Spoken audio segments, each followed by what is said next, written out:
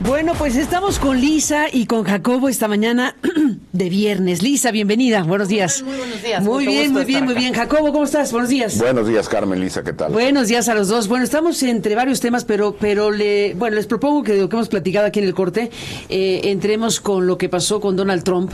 El mensaje de ayer de aceptación de su candidatura republicana en la Convención Nacional Republicana en Milwaukee. Bueno, este larguísimo mensaje en donde dijo cosas tremendas, un discurso pues a la Trump, ¿no? Un discurso contradictorio, un discurso con una gran cantidad de imprecisiones o mentiras según se ha ido contabilizando en las últimas horas, pero con elementos muy directos respecto a la migración, que bueno, vuelve a utilizar la palabra invasores para referirse a los migrantes, hablando de una manera brutal respecto a lo que significa el tema de la migración para los Estados Unidos. Y bueno, no digo más porque hay muchos elementos que se pueden analizar precisamente del mensaje de Donald Trump. Ya no hablemos de los automóviles, que dice, bueno, o los vamos a frenar o les ponemos un arancel de 100%. En fin, tiene un conjunto de declaraciones sumamente graves, incluyendo que va a terminar el muro, entre otras cosas. Así que, Jacobo Dayan, ¿cómo lo viste? Sí, mira, el mensaje, desde el inicio el mensaje es un mensaje casi mesiánico, ¿no? Sí, casi, ¿no? Sí, haciendo referencia a la providencia del intento de asesinato y como una gráfica que hablaba de la reducción de la migración precisamente le salvó la vida, ¿no? Que él voltea y que en el momento en que voltea esquiva la bala, pero habla de que es casi un evento divino, que Dios lo salvó y por alguna razón ha de haber sido. Entonces la construcción de un discurso mesiánico aparte en ese sector de la población que tiene tendencias importantes a creerse esas historias es muy preocupante. La siguiente que también me parece muy grave es, como bien dices, hay un montón de imprecisiones y abiertas mentiras y propaganda muy barata, pero muy barata que sí pega. Cuando empezó a hablar acerca de la migración, no hablaba de migración, él habla de invasión. Sí. Por cierto, la gráfica que él presenta donde sí se reduce la migración a casi niveles de cero, es en el año de la pandemia. Hay que entender pues que era obvio que la migración se iba a reducir. Obviamente, en el año de la pandemia. Más, exacto. Pero bueno, él habla de la migración. Se la adjudica a él, claro, a su política. Más. Bueno, él dijo que él en el discurso dijo de varias cosas que arregló en 24 horas. Sí, y que no habría guerra de Ucrania si hubiera estado, ni nada que se le parezca. Así es. Y cuando habló de la migración, habló de una invasión, la mayor invasión en la historia, así de ese tamaño. O sea, como si, por ejemplo, los flujos migratorios de Siria no existieron hace ya más de una década, pero habla de invasión, y no nada más habla de invasión, sino parece, como lo frasea, que es una estrategia de los países latinoamericanos de sacar a personas de instituciones psiquiátricas, o sea, no tengo ni idea, o sea, es como decirle a los americanos, a los gringos, nos están mandando a personas con desórdenes psiquiátricos, no sé, con psicópatas o quién sabe qué cosa, y están vaciando sus cárceles y no las están mandando. Entonces, los que están llegando son criminales y a lo mejor psicópatas o quién sabe qué cosas, y por eso se está reduciendo la violencia en esos países. Hace una referencia sin nombre a Bukele, evidentemente. Bueno, claramente era Bukele. Claramente era Bukele. Sí dijo El Salvador. El Salvador. No puede ser más que Bukele. Y Venezuela. Entonces, que hay una estrategia de Latinoamérica de vaciar sus cárceles y psiquiátricos para mandarlos a Estados Unidos, y cuando esto lo englobamos en un discurso mesiánico y de una paranoia absoluta de que el mundo está en una crisis brutal y Estados Unidos en un declive absoluto Trump también tiene su innombrable. Biden es su innombrable. Lo nombró una vez, dijo, y es la última vez que lo voy a nombrar. Sí, y entonces después de eso hablaba de esa persona o ese tipo. Ha permitido esta debacle. Que es el peor presidente, que es más malo que los 10 más malos. Así es. O sea, en esos términos. En esos términos. Y él es el mejor de toda la historia. Bueno, pues sí. Y entonces cuando englobamos este discurso de una gran amenaza, un gran enemigo, un gran problema, habló de la inflación una y otra vez, aunque los datos en Estados Unidos apuntan para otro lado. Vamos, es irrelevante, pero plantea un escenario apocalíptico y a él como el único posible salvador. casi nunca, en términos... Nunca mejor dicho, Salvador. En términos divinos, casi. Lisa Sánchez Ortega, ¿cómo lo viste? Bueno, respecto a la declaración que está mencionando Jacobo, dice, aquí la tengo textual, tenemos una crisis de inmigración ilegal que se está produciendo ahora mismo. Mientras estamos aquí sentados en este hermoso escenario, se trata de una invasión masiva en nuestra frontera sur que ha sembrado la miseria, la delincuencia, la pobreza, la enfermedad, la destrucción en comunidades de todo nuestro país. Nadie ha visto nunca nada igual. La mayor invasión de la historia está teniendo lugar aquí mismo en nuestro país. Vienen de todos los rincones de la tierra, no solo de América del Sur, sino de África, Asia, Oriente Medio. Vienen de todas partes, vienen a niveles que nunca hemos visto antes. Es una invasión, de hecho, y esta administración no hace absolutamente nada para detenerlos. Vienen de las prisiones, vienen de las cárceles, vienen de instituciones mentales y manicomios. Ya sabes que la prensa siempre está encima porque digo esto. ¿Alguien ha visto El silencio de los corderos? El gran Hannibal Lecter le encantaría invitarte a cenar. Son manicomios, están vaciando sus manicomios y los terroristas a números que nunca hemos visto antes van a pasar cosas malas. Estas cosas dijo ayer en su discurso de aceptación Mr. Donald Trump. Bueno, no solo dijo todas esas, también dijo cosas peores, también hablando de temas de migración, prometió cero recepción de personas musulmanas, de cero entrada de personas musulmanas al territorio estadounidense. Justamente habló de que las personas pues que creen o que tienen por religión el Islam y que son de países árabes tenían que dejar de entrar a Estados Unidos porque durante el periodo de la campaña anterior se había comprobado nexos con Hillary Clinton y culpó a los demócratas justamente de no haber tenido una reacción en su momento importante y habló de riesgos aumentados para temas de terrorismo, usó estas palabras que ustedes dos ya mencionaron, el tema de invasión, y ya no solo se conformó con llamar a los mexicanos, ¿no?, criminales y violadores como en la campaña pasada, sino que ahora formalmente pues este tema de las personas con enfermedades mentales, con récords criminales, etcétera, vienen de todas partes, vienen a tomar América por asalto y por lo tanto pues es necesario cerrar las fronteras, impedir la entrada de personas con un perfil bastante específico y armarse, digamos, hacia el interior. A mí me preocupa muchísimo, no solo por el discurso, Carmen, sino porque creo que se ha discutido poco el plan de política que organizó The Heritage Foundation desde enero de este año, que se llama Project 2025 o Proyecto 2025, que es básicamente 400 académicos que del lado conservador se pusieron a hacer una especie de reforma del Estado norteamericano en todas sus instituciones. Y ahí clarito, desde hace muchos meses está escrito un plan precisamente de arresto y deportación masiva de personas con estatus migratorio irregular o de personas provenientes incluso digamos con cierto grado de legalidad y residencia en Estados Unidos, pero provenientes de una lista específica de países que pretenden abordar. Eso está escrito ya formalmente como policy junto con un montón de otras medidas que son preocupantes para Estados Unidos.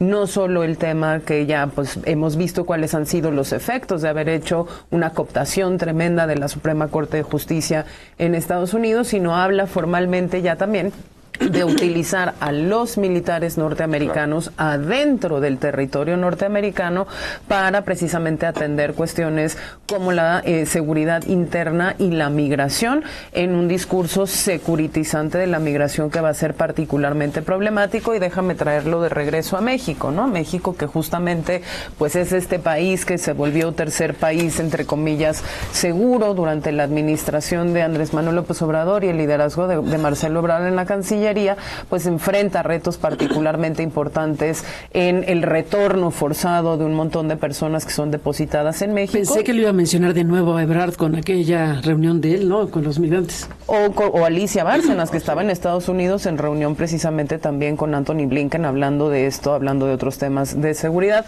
No sale, pero bueno, traerlo para acá por el reto, porque en teoría pues la Cancillería mexicana está muy comprometida con esta firma e implementación del Pacto de Migración, digamos como digna y ordenada, que es el tema del Pacto de Marrakech. Entonces ahí ahí va a haber un primer pues tema de política bilateral importante, porque hoy por hoy pues los momios, digamos, incluso en todas las casas de las apuestas, no están para que vaya a ganar Biden, y siguen perdiendo tiempo para el cambio de nominación de candidato demócrata. A saber, ¿no?, que vamos a ver con Biden. Tenemos, en los últimos días han salido ya figuras que no habían salido, insinuando o solicitando Obama, o hablando, entre ellos Obama, Nancy Pelosi también, hablando del Pero relevo. después de lo de ayer, ¿qué piensan? ¿Que con mayor razón o que puede reconsiderarse esa idea de cambiar de candidato? Yo creo que si van a cambiar, yo creo que tendrían que cambiar de candidato, pero si lo van a hacer lo tienen que hacer muy pronto, porque el tiempo se complica, y tendría que ser algún perfil que pueda debatir con Trump, más que buscar un buen candidato o candidata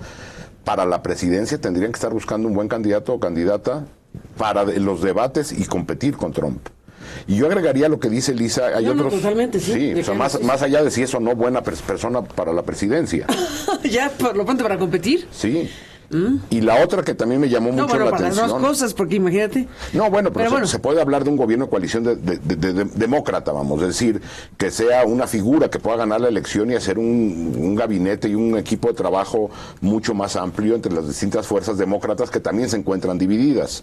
Es decir, el partido, a diferencia del republicano, que se encuentra sumamente cohesionado, los demócratas siguen estando mucho más dispersos. Agregaría lo que dice Lisa, cosas que también preocupan ya a nivel global. La efusividad con la que empezó a hablar de regresar a la extracción masiva de combustibles fue tremendo, porque aparte la reacción de la gente era como de una euforia festiva. Cuando empezó a gritar drill, drill, drill, no hay que seguir perforando y sacar más petróleo y convertirnos en una potencia energética con combustibles fósiles, es decir, no es buena señal para el planeta en general. Habla claramente de cuál es su política energética, quiere convertir a Estados Unidos de vuelta en una de las potencias más grandes en materia energética a través del petróleo. Habló, veto a saber si sea cierto o no, que Estados Unidos es quien tiene más yacimientos de petróleo, pues no sé de dónde lo sacaron. Hubo varias precisiones, CNN hizo varias precisiones de cosas que mencionó. Sí, no dijo que debajo de sus exactas. pies está lleno, o sea, están como nadando en petróleo, lo dijo. Y la otra es la obligación de distintos sectores económicos de abrir plantas en los Estados Unidos, que eso evidentemente, particularmente la industria automotriz, pegaría tremendamente en México. Ni más ni menos, pues déjenme hacer una pausa. Regresamos en esta mesa con Lisa Sánchez Ortega, con Jacobo Dayan. Y bueno, pues además de estar hablando de Donald Trump y de este mensaje, de este discurso y de lo que puede venir para el mundo, para México, para los Estados Unidos, por supuesto. Bueno, con estos planteamientos hechos el día de ayer por la noche y lo que viene, bueno, seguiremos revisando este punto. Y también está un asunto relevante que propone con toda razón Jacobo Dayan detenernos en ello, que tiene que ver con el informe o los informes en México del trabajo del mecanismo que se creó para investigar los llamados delitos del pasado o de la guerra sucia, o como le queramos llamar, que al final de cuentas pues estamos a la espera de saber qué resultó de este esfuerzo de los especialistas. Ahora volvemos con todos estos temas y más en esta mañana de viernes. Tenemos un resumen de noticias, tenemos también información que nos... 10:30 de la mañana de este viernes, estamos de regreso con Jacobo Dayan y con Lisa Sánchez Ortega en este estudio. Bueno, antes de ir a los temas que ya habíamos anunciado que estaríamos ahora hablando con ustedes sobre el mecanismo de la guerra sucia y, por supuesto, pues todo lo demás que está con la Ciudad de México y demás iniciativas de Martí Batres. Antes de eso, estabas haciendo la aritmética. Hablando de la reforma judicial, comentábamos la aritmética que hizo aquí José Ramón Cosío de lo inviable que sería aplicar en la práctica la reforma judicial que pretende López Obrador, más allá de la esencia misma, lo que representaría en términos del número de boletas, el número de casillas, o sea, sería una cosa descomunal. Pero tú dices que le faltaba un dato a José Ramón. Sí, yo escuchaba en la mesa con el comentario de José Ramón que se me hizo sumamente oportuno. Digo, ya había esa discusión en redes de la imposibilidad material de llevar a cabo esto. Es decir, José Ramón hablaba, por ejemplo, que en la Ciudad de México, y comparó también con Nayarit, un número importantísimo de boletas. En Ciudad de México había que llenar 570 y tantas boletas si fueran todos en un solo momento. Para lo cual José Ramón dijo, bueno, pues tendría que haber, si para cada cargo, la ley dice, la iniciativa dice que va a haber 6 candidatos, 3,000 nombres, es decir, había que conocer 3,000 candidatas y candidatos, haber escuchado 3,000 spots, porque no va a haber campaña, y recordar cuál es el nombre que nos gusta.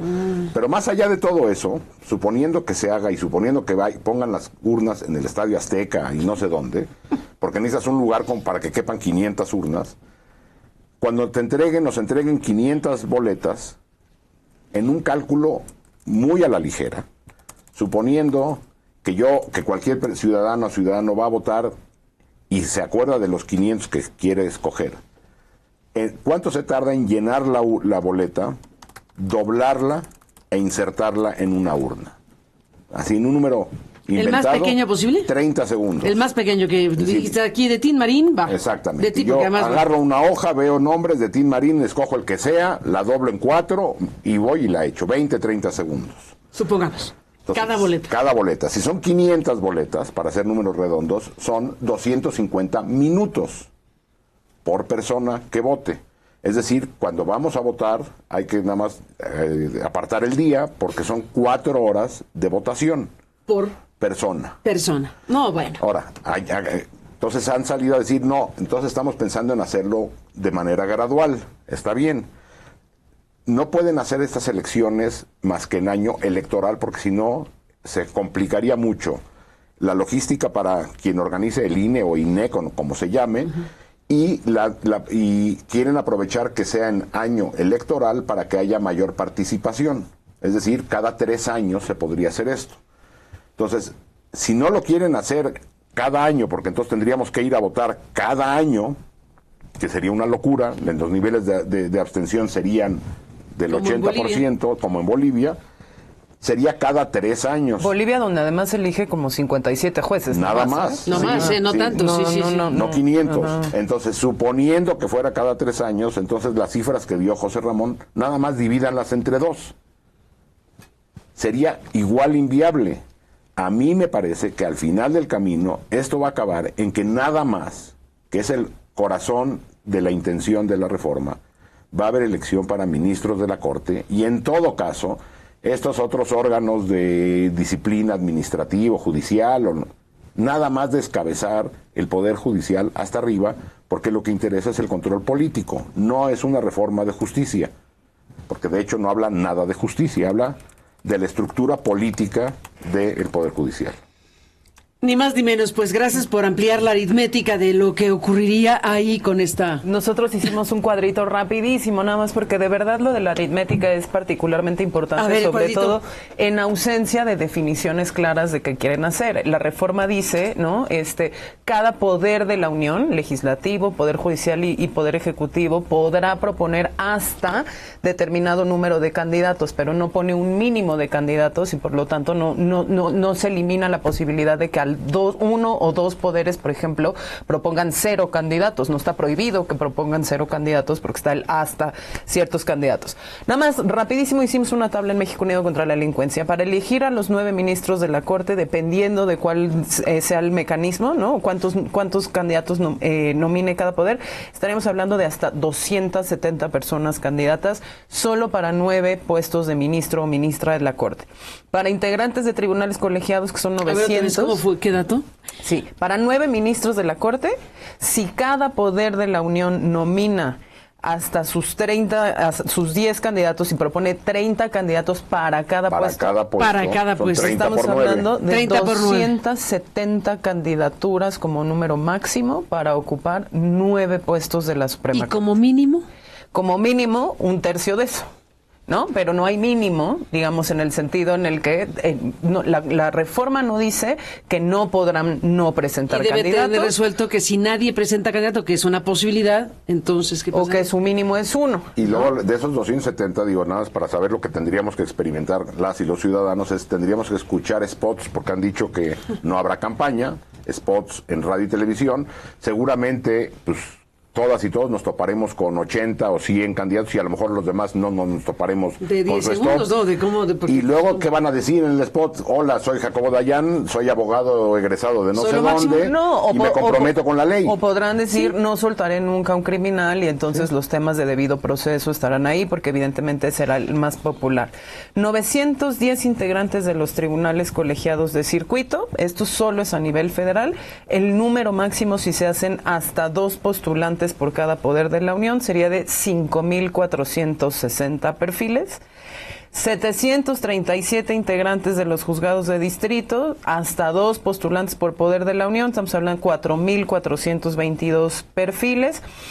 El número total, porque vienen 7 integrantes de la Sala Superior del Tribunal Electoral, entonces puedes tener hasta 210 personas candidatas, 18 integrantes de las salas regionales del Tribunal Electoral. No determina la reforma cómo se van a elegir y cuántos postulantes, entonces en esos tribunales regionales no tenemos ni idea. Y los 5 integrantes del Tribunal de Disciplina, hasta 150 personas candidatas para esos 5 puestos. El número máximo de candidatos para renovar el Poder Judicial de la Federación en lo federal es de 10,512 candidaturas. La pregunta es cómo validarían el comité o quien valide las candidaturas que 10,000 personas cumplen con los requisitos, a menos que pongan requisitos muy simples, como enséñeme su cédula y su título y ya con eso. Y vámonos un poquito más allá, ¿cuál es Jacobo? la instancia para validar la idoneidad de cada candidata y candidato? Pero es que vámonos tantito más allá, hablando de verdad de la imposibilidad de materializar esto. Si cada poder de la Unión tiene que estar haciendo esto y tiene que estar revisando, aunque sea el más mínimo criterio de idoneidad, para proponer a las personas y luego votar la lista final de candidaturas que va a mandar, no va a legislar el Congreso de la Unión. El Senado no va a legislar, porque se va a tener que pasar organizando, votando esas listas y revisando los perfiles por lo menos 1/3 del tiempo material del Senado. La reforma te quita también las 2 salas de la Suprema Corte de Justicia de la Nación y te manda a la Suprema Corte de Justicia todo a pleno. Entonces el rezago de casos en el pleno también va a ser muy importante, sin contar que la propia Corte va a tener que estar revisando sus perfiles y aprobando por mayorías en el pleno las listas de candidatos y nominados que se van a mandar a las elecciones populares. De verdad, es un galimatías. Por eso mismo yo creo que es, ante la imposibilidad fáctica de que se realice esto, se van a reducir nada más a la cúpula, que es la que les interesa, Suprema Corte y los tribunales estos de sanción administrativa o judicial, y se acabó, porque lo demás es humanamente imposible.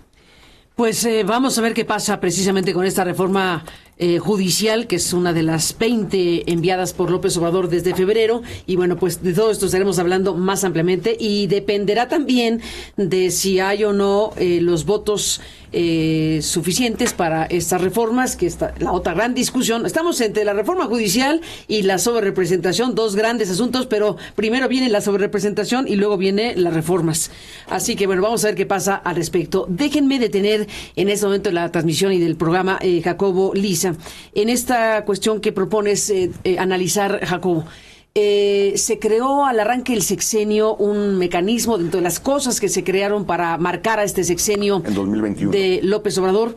En 2021, en el arranque, en la primera parte de este gobierno que está por terminar, bueno, el tema de los delitos del pasado, de los crímenes cometidos desde el Estado, la guerra sucia, todo lo que significa esta realidad, y bueno, pues buscando la verdad, tener una posibilidad de exponer desde el informe o los informes, en este caso, de los especialistas que han dedicado su tiempo, su tarea, de manera honorífica, por cierto, o pro bono, a esta tarea en estos años, y estamos a la espera de que presenten el informe o los informes, porque sabemos que aquí hay un tema que tú nos vas a contar. Sí, como bien dices, Carmen, en el 21 se crea esta comisión y de origen había muchas dudas por cómo se crea. Es decir, las comisiones de la verdad, estos mecanismos que en América Latina han tenido en algunos casos mucho éxito, en algunos menos, pero en todos los casos hay una independencia de estas comisiones del poder político, de las fuerzas políticas. Aquí se decide, igual que la comisión de Ayotzinapa, incrustarlas en la Secretaría de Gobernación, y desde ahí tienen un sesgo político y depende de su funcionamiento de los vaivenes, de los estiras y aflojas del gabinete y del momento político que se esté viviendo. Y ambos mecanismos, Guerra Sucia y Ayotzinapa, han sufrido, por ejemplo, la negativa por parte del Ejército de entregar información. El subsecretario Alejandro Encinas renunció a la subsecretaría, se fue, nunca dio un informe de en qué situación se encontraban estos dos mecanismos. En particular, el de Guerra Sucia tenía dos grandes patas, una de justicia y una de verdad. Tú aquí, Carmen, entrevistaste a 2 de los 3 miembros de este mecanismo de justicia, a Fabián Sánchez Matus y a Carlos Pérez, que renunciaron hace un montón de meses, hablando de una simulación absoluta y que no se les estaba permitiendo trabajar. Es decir, ya sabemos que justicia no va a haber desde estos mecanismos, habrá que recurrir otra vez a la Fiscalía General de la República, y ya Pero sabemos. por lo pronto, verdad. Por lo pronto, verdad. Se crea esta comisión. Que esencialmente de eso se trata. Se trataba y se trataría. De verdad y justicia, las dos. Entonces, verdad, se crea la comisión con 5 comisionados, como bien dices, de manera pro bono. Cada uno de estos comisionados tiene un equipo de trabajo al que sí se le paga. Una de ellas renuncia muy empezado el trabajo, diciendo: aquí hay un sesgo que está metiendo la Secretaría de Gobernación, no nos están entregando información, no nos entregan recursos, yo me voy. Entonces quedan 4. Y la fecha límite para entregar su informe es septiembre de este año, que es cuando vence este decreto. Y a partir de ahí nos enteramos hace 2 semanas, a finales de junio, que 3 de los 4 comisionados, porque lo postearon en redes, presentaron su informe ante la Secretaría de Gobernación de 5,000 cuartillas, lo dicen. Y llamó la atención de por qué estaban 3 y no 4. Exacto. 2 semanas después, la 4ª comisionada también tuitea que presentó su informe en la Secretaría de Gobernación. Un montón de preguntas. ¿Por qué hay 2 informes? ¿Por qué hay 2 informes? ¿Y lo sabes? No tengo ni idea. O sea, hay 2 informes que tendrían que explicar por qué hay 2 informes. Es decir, ellos mismos, yo he hablado con algunas personas que están allá adentro, pero vamos, no sabemos, tendrían que darle a conocer a la sociedad de qué habla. Seguramente hubo diferencias, pues lo que yo he oído, diferencias de visión de cómo crear los informes. Bueno, primer tema es, hay 2 informes, no sé por qué. Segundo tema, lo entregan en Gobernación. Los colectivos de víctimas no lo conocen. El informe. El informe no lo conocen hasta hace un par de días, no lo conocían. Ni en su versión, bueno, es una versión preliminar hasta donde entendemos, ¿no? Pero deberían conocerlo si ya está en la fase final. Pues, si se le entregó a Gobernación, se le tendría que haber entregado un día antes a los colectivos. Antes a los colectivos. Se le entregó a Gobernación y es una comisión de la verdad, parte de la lógica de que es máxima transparencia, absoluta transparencia.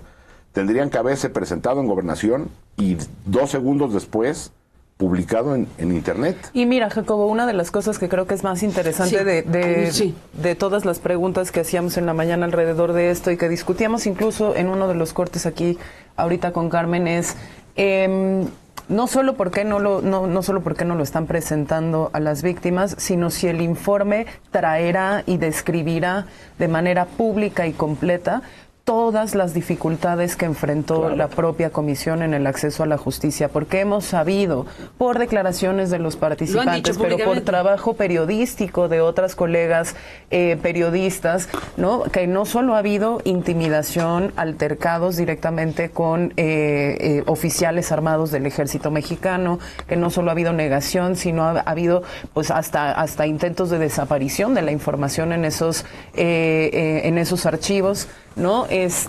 Toda la dificultad técnica, económica, etcétera, para poder hablar de este tema, e incluso las propias diferencias que llevaron a la elaboración de 2 informes, ¿no? En donde, pues, por un lado nos estamos concentrando, parecería de manera muchísimo más histórica, en el mandato original, y por el otro lado, pues, está incluyendo el hecho de la persistencia de estas violaciones graves a los derechos humanos en otros casos y nuevas administraciones, que si bien me parece que se tiene que mencionar, pues se tiene que mencionar anclado a lo que es el proceso que da origen mismo a la comisión, sin obviar, por supuesto, pues que eso, aunque sabemos que ya haya ocurrido, pues es algo que se tiene que contar de forma completa, de forma integrada, incluyendo, insisto, las dificultades del propio proceso, porque ahí es en donde van a estar las barreras para la justicia, y ahí es en donde estuvieron desde los 2000, ¿no? La barrera de la justicia para las personas, y ya no solo de la memoria o la reparación.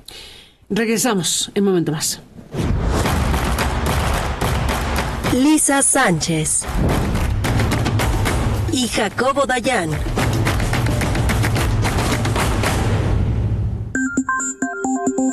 Buzón de voz.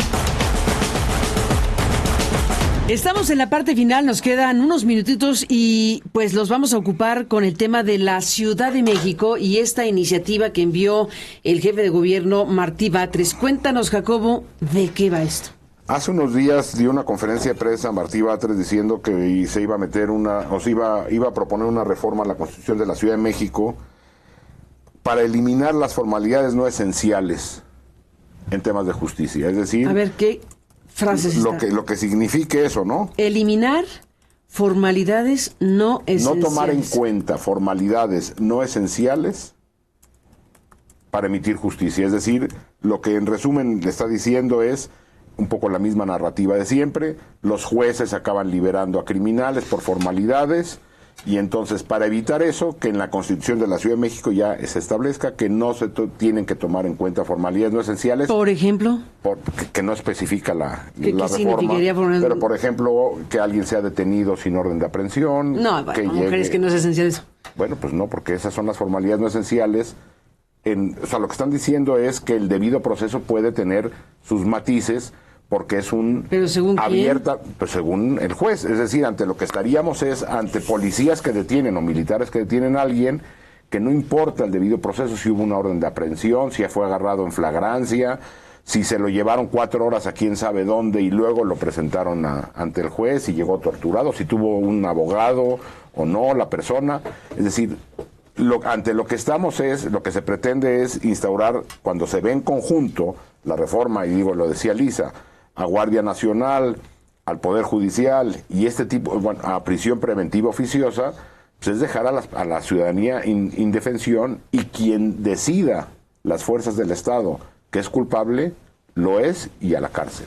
A ver, es que esto viene además después de una serie de casos que se dieron en la Ciudad de México. De hecho, Martí Batres concede una entrevista justamente en otro medio de comunicación y dice, para que no vuelvan a suceder casos como los del Cachorro, ¿no? En donde lo que hay es la liberación de una persona que presuntamente comete un delito precisamente porque se califica la detención como una detención ilegal.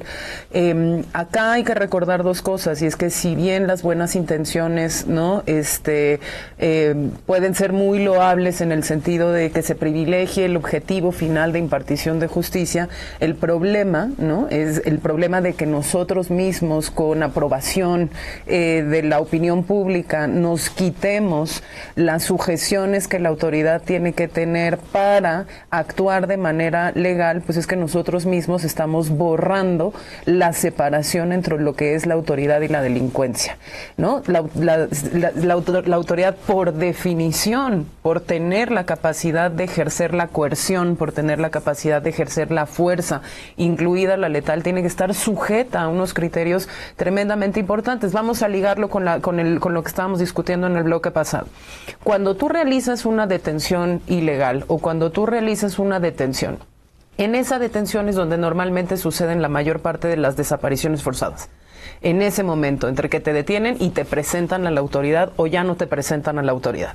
Cuando nosotros llevamos debatiendo un montón de leyes como la de registro de detenciones, como las leyes de uso de la fuerza, etcétera, se ponen criterios ahí para que siempre haya publicidad de a qué persona detuvo, qué autoridad, a dónde la presentó, en dónde la tiene retenida, etcétera, para evitar justamente que las personas sean torturadas, que las personas sean desaparecidas, que las personas sean imputadas de delitos que no cometieron, que se fabrique evidencia, etcétera, etcétera, que tengan acceso a una defensa, un montón de otras cosas. Si en este momento quitamos el foco de donde tiene que estar, que es la iniciativa que tendría que haber mandado Martí, es cómo vamos a asegurarnos que las policías y la Guardia Nacional que opera allá en la Ciudad de México realicen siempre detenciones legales y se aceleren los procesos para generar órdenes de cateo, órdenes de aprehensión, etcétera, que tengan y mantengan la legalidad del proceso. En vez de hacer eso, estamos mandando una reforma para que entonces cualquier sujeción de la autoridad a los principios básicos de legalidad y de respeto a los derechos humanos se respeten, pues nosotros mismos nos estamos quitando precisamente esa línea que divide a los criminales de la autoridad. Yo agregaría rapidísimo, Carmen, si la prisión preventiva oficiosa se mete para que para no profesionalizar y capacitar y exigirle a las fiscalías que hagan su chamba, bueno, pues ahora con esta otra, pues también que no haga su chamba completa ni las fiscalías, ni las policías, ni la Guardia Nacional, ni el Ejército, porque aparte cuando se junta esto con que el Ejército va a poder hacer investigaciones y detenciones, que ya lo puede hacer. Lo que pasa es que pues la intención es que lo pueda hacer también en el fuero común sin necesidad de convenios de colaboración con estados y municipios. Entonces imagínate tener 4 fuerzas armadas tuteladas por tribunales militares y en códigos locales o en los estados o incluso en la Constitución, pues la erosión de todas estas garantías y sujeciones, insisto, de la autoridad, pues se van erosionando. Es el peor de los mundos para la vigencia de los derechos humanos y en eso tenemos que ser vigilantes. No es que no haya que impartir justicia, el foco está en el otro lugar. Nos vamos con esto. ¡Puf! Buenos días, Jacobo. Buenos días, Carmen. Este país no da tregua. No da tregua este país. Gracias, Jacobo Dayan. Gracias, Lisa Sánchez Ortega. Gracias a los dos. Buen fin de semana con todo esto. Estaremos siguiendo de cerca todo esto. Gracias, buenos días. Un abrazo.